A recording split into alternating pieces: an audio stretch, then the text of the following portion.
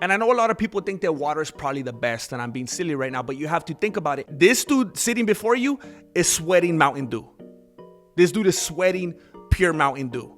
So giving him water is counterintuitive, honestly. All right, you already know I like the super heavyweights, and I want to see it in the UFC. And if they're not going to give it to me, then I'm going to go extracurricular. I'm going to find it. So we got Streeter and Ferrari.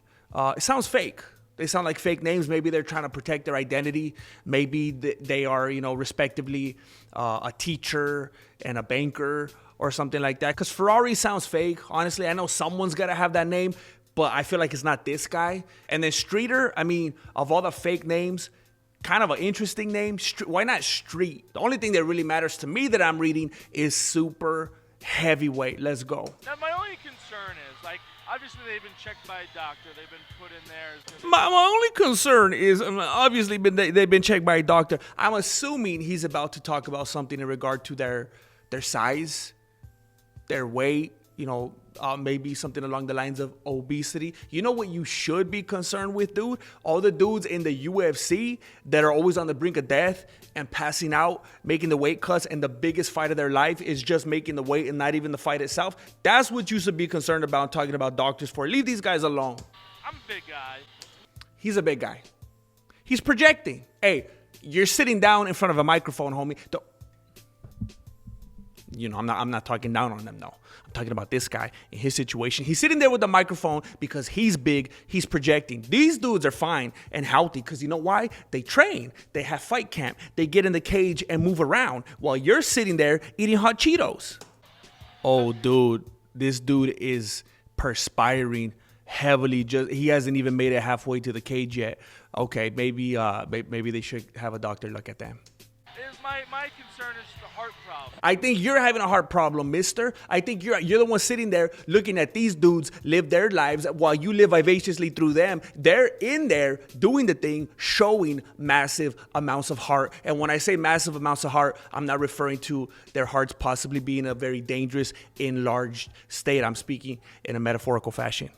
Empire installations. They may have had to employed special installer to come in here and prepare the canvas for these two very hefty individuals. And I'm all for it. I like that they're supporting and creating a safe space for these gentlemen, for these very big gentlemen. He's getting lubricated right now. And there's significantly more amounts of crevices on dudes like this. Grab your beverages and run back to the couch and watch this. Takes a little longer. I don't know much for 3 rounds. You know what I would like to see in MMA? I would like to see some equal opportunity. I think, and I've never heard anybody else talk about this because nobody else cares, frankly. I think that for the respective weight divisions, for example, if we are watching a welterweight match, I think, and look, I am not pro card girls. It's not my thing. I'm kind of like more Khabib Nurmagomedov when it comes to that. But if we're going to have them, I think that if we're going to have card girls, if it's a welterweight match, I think it should be a welterweight lady holding the card. I think if it's a heavyweight match, it should be a heavyweight lady. If it's a bantamweight, it should be a bantamweight lady. I think it's only fair. It's a change that I would like to see. Here we go. Touch.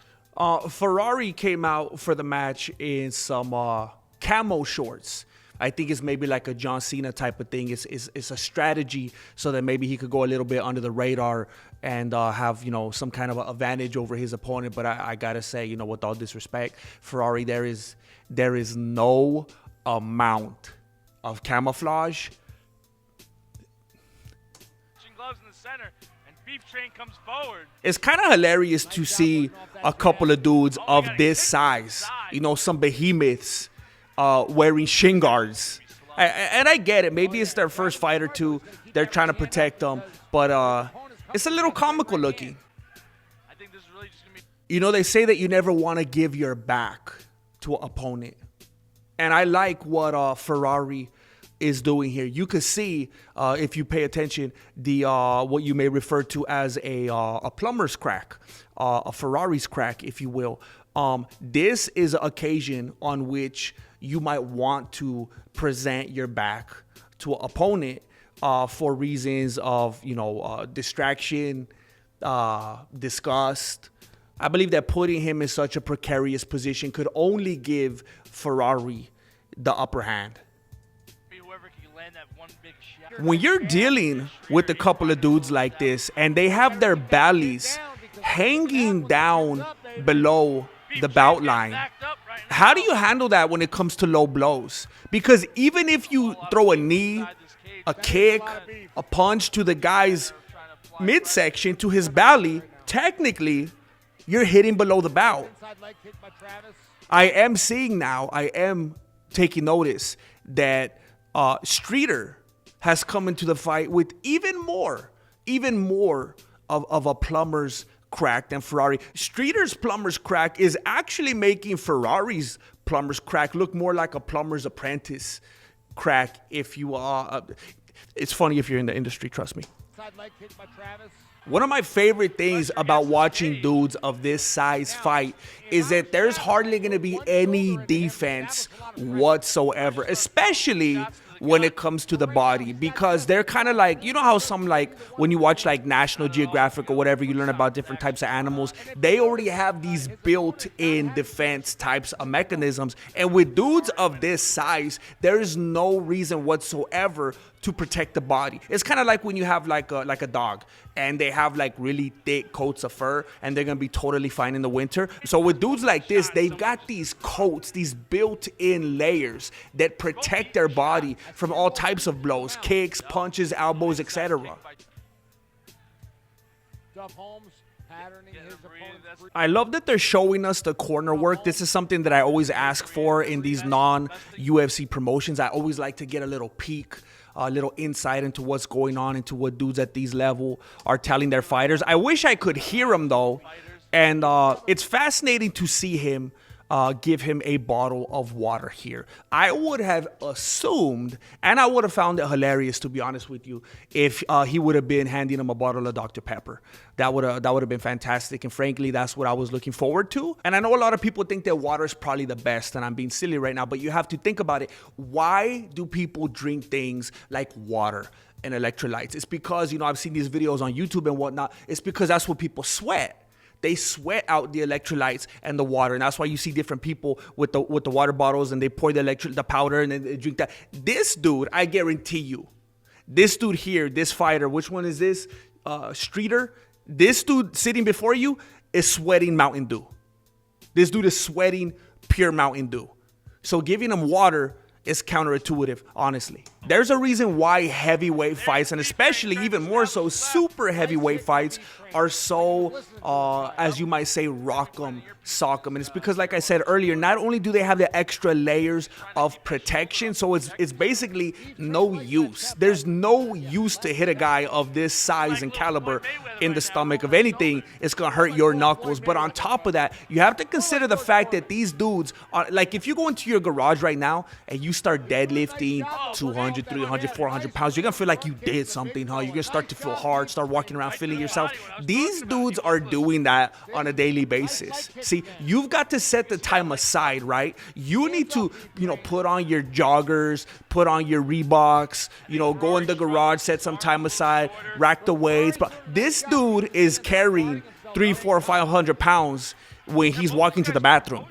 This dude is deadlifting and squatting and whatever you want to call it, farmer carry. This dude is carrying hundreds and hundreds of pounds when he's doing his taxes. This dude is carrying hundreds upon hundreds of pounds when he's mowing the lawn.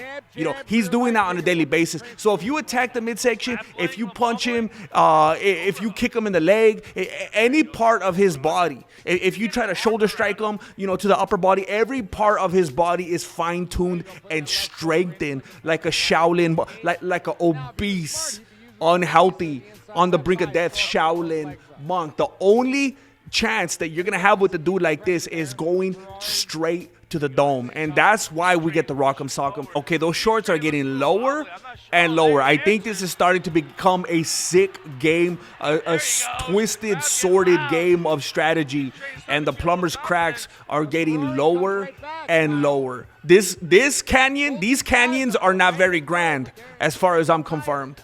This dude's just pushing him all the way to the. I think he's thinking cheese. He's thinking cheese grater. He's trying to grate his opponent on the cage. Beef Train's stumbling back to his corner. To be honest with you, I don't even know if the dude in the corner is his coach, or I think it's a doctor. He was hydrating him earlier with the water, which again I think was the wrong move. But I'm pretty sure he just checked his insulin right now. I don't think he's giving him training advice. I think he's checking his heart rate. The guy's this big fighter. You know what's fascinating about these dudes? Neither of them have to wear a cup. Again, they have this, you know how like a turtle has like a shell for protection, just this God-given shell. These dudes have this layer of protection in front of them. They've got flesh cups. That sounds dirty, but it's not. It's very safe and efficient, frankly. It's good for the environment. Less cups in the world. Think of all the little kids in China that won't have to make cups because of these dudes using their God-given flesh cups. I mean, that means something to me. I have to say, Ferrari does a good job of. What's this dude? This dude signaling to something right here. Streeter's pointing down at something. Someone's mouthpiece come out, or what's? What the? Oh, he's saying, bro, I need you to tie my shoe. Tie my shoe. This dude hasn't tied his shoe since he was 8 years old. Streeter's trying to push that Ferrari right through that cheese grater. He's trying to push him through like some big old piece of Play-Doh. He's got double underhooks right now. I could see the crack in Streeter's game from this angle. Come on, the round's almost over. Leave it all out there. Point to the canvas, Max Holiday style. You never know, this might be your last fight. You know, now that I say it, this might be your last day. You know, just live to the fullest. You know, you never know. I honestly can't even tell. Is this a pure stand-up fight? Could they take it to the ground if they wanted to? I want to see one of these dudes grab the other one by the belly flap and just, you know, sacrifice, throw him to the ground. That would be amazing, bro. Last 5 seconds. Win the round. Can you take down in this? I guess he can. The dude just said takedown would win the round. 10-second warning. You got to apply it. That's it. That's all we're going to get. Gentlemen, Beef Train. You know what I just thought of right now? One of the reasons why they might not want super heavyweights in the UFC, it's for stingy reasons. It's for very greedy reasons. Now that I'm looking at these individuals right here, and I'm always pushing for the old days when people could wear their own gear, have their own sponsorships. But if they had dudes like this in the UFC, I don't know if the Venom gear will fit them.